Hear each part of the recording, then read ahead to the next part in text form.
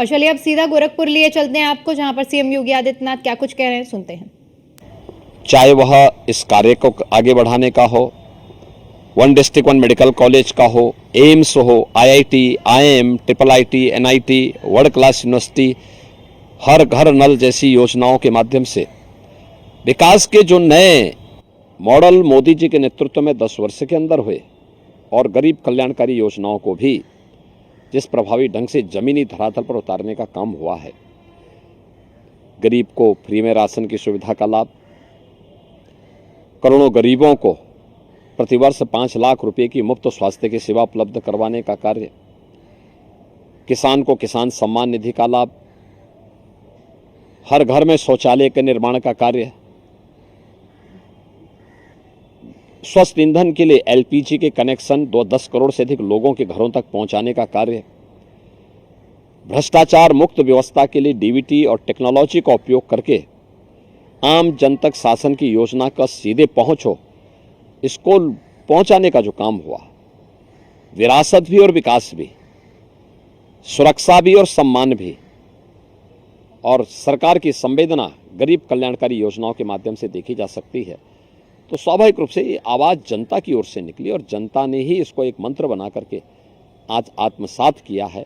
और इसलिए हम कह सकते हैं कि 4 जून को जब परिणाम आएगा, भारतीय जनता पार्टी एनडीए 400 पार के लक्ष्य को प्राप्त करेगा। सर, आजकल राहुल गांधी जो अपनी जनसभाओं में ज़्यादातर एक हाथ में अंबेडकर की फोटो और दूसरे हाथ में संविधान की प्रति लेके चल रहे हैं, तो दूसरी तरफ अखिलेश यादव कह रहे हैं कि 4 जून को खुशियां आएंगी। सर, आपकी तरफ से भी कहा गया है कि जो राम भक्त होगा वही सिंहासन पर राज करेगा। आप किस तरीके से देखते हैं विपक्ष के इसको, कॉन्फिडेंस है या ओवर कॉन्फिडेंस है? देखिए, संविधान का सबसे ज़्यादा माखौल कांग्रेस पार्टी ने और उसके इंडी गठबंधन से जुड़े हुए लोगों ने उड़ाया है और आज भी उड़ा रहे हैं। देश के अंदर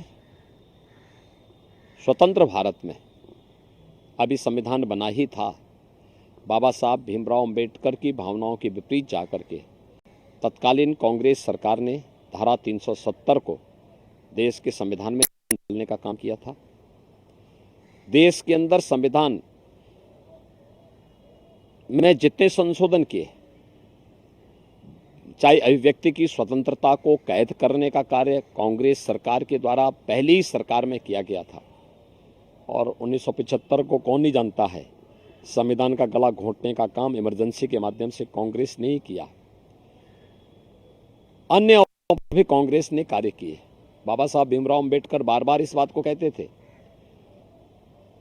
कि धर्म के आधार पर आरक्षण नहीं हो सकता, संविधान सभा में भी और उसके बाद भी उन्होंने इसका विरोध किया। लेकिन कांग्रेस ने लगातार ये प्रयास किया कि एससी एसटी और ओबीसी को मिलने वाले आरक्षण में से सेंध लगा करके इसमें से कुछ लाभ, कुछ हिस्सा काट करके अल्पसंख्यकों को, खासतौर पर मुसलमानों को दे दिया जाए। यूपीए गवर्नमेंट के समय तत्कालीन प्रधानमंत्री डॉक्टर मनमोहन सिंह का एक बयान जग जाहिर है, जिसमें उन्होंने कहा था कि देश के संसाधनों पर पहला अधिकार मुसलमानों का है।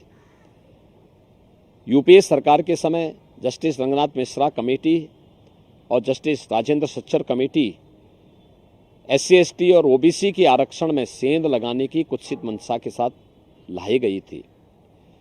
कांग्रेस की आंध्र प्रदेश की सरकार ने और कांग्रेस नेतृत्व की कर्नाटक की सरकार ने ओबीसी के आरक्षण को मुसलमानों को बांटने का बंदरबांट भी किया है वहां पे। तो संविधान का सर्वाधिक मखौल कांग्रेस ने और उसके इंडी गठबंधन से जुड़े हुए लोग, चाहे वह समाजवादी पार्टी हो, चाहे वह टीएमसी हो, चाहे वह आरजेडी हो, चाहे वह आम आदमी पार्टी हो, इन्हीं लोगों ने उड़ाया है। और ये लोग लगातार आज भी यही प्रयास कर रहे हैं, इनके द्वारा यही कार्य किया जा रहा है। समाजवादी पार्टी ने 2014-2012 के इलेक्शन में अपने मैनिफेस्टो में इस बात का उल्लेख किया था कि वह मुसलमानों को भी आरक्षण देगी। पीएससी में, उत्तर प्रदेश की पीएससी में 15% मुस्लिम आरक्षण की व्यवस्था घोषणा भी समाजवादी पार्टी ने की थी। समाजवादी पार्टी का जगजाहिर जो चरित्र है, जगजाहिर है। आरजेडी में लालू जी पहले ही बोल चुके हैं कि बिहार के अंदर सभी मुसलमानों को भी आरक्षण का लाभ देंगे।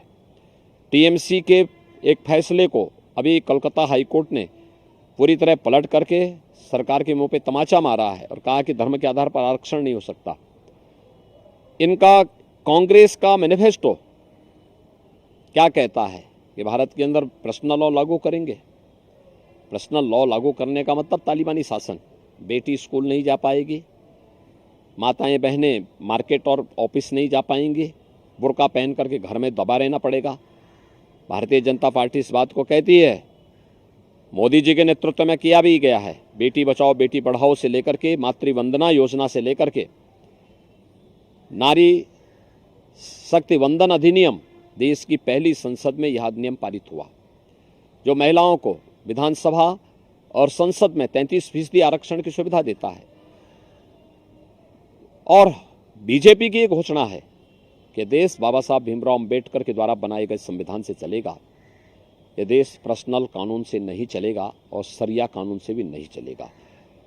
कांग्रेस और समाजवादी पार्टी अपनी हार को सुनिश्चित जान करके गुमराह करने का प्रयास कर रहे हैं। इनकी मंशा कभी पूरी नहीं होगी और भारत की जनता बहुत जागरूक है। वह मोदी जी के नेतृत्व में फिर एक बार मोदी सरकार बनाएगा और जनता की ओर से आवाज़ आ रही है अब तो कि जो राम को लाए हैं हम उनको लाएंगे और राम भक्त ही राज करेगा दिल्ली के सिंहासन पर। तो स्वाभाविक रूप से परम राम भक्त मोदी जी हैं, परम राष्ट्र भक्त मोदी जी हैं। तो मोदी जी के नेतृत्व में एनडीए और भारतीय जनता पार्टी प्रचंड बहुमत की सरकार बनाएगी और उधर हम लोग जा चुके हैं।